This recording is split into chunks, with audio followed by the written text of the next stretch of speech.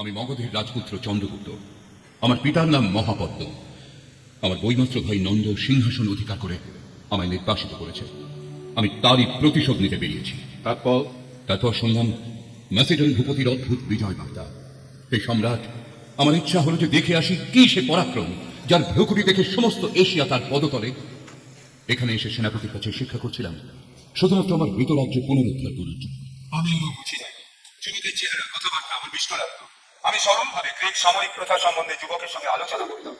বুঝিনি যে বিশ্বাসঘাতক। কে বিশ্বাসঘাতক? এই যুবক। এই যুবক না তুমি? আন্টিগোন্স, আমার বয়স নামানো পদবি মেনে চলো। জানি তুমি গ্রিক সেনাপতি, তা সত্ত্বেও তুমি বিশ্বাসঘাতক। আন্টিগোন্স, বিরক্ত হও। আন্টিগোন্স, আন্টিগোন্স, তোমার এই ঔদ্ধত্যের জন্য তোমায় আবার সাম্রাজ্য থেকে নির্বাসিত করলাম। এত সামান্য সৈন্য দুঃখের এত দুস্পর্ধা, আমি এতক্ষণ বিস্ময়ে অবাক হয়ে চেয়েছিলাম।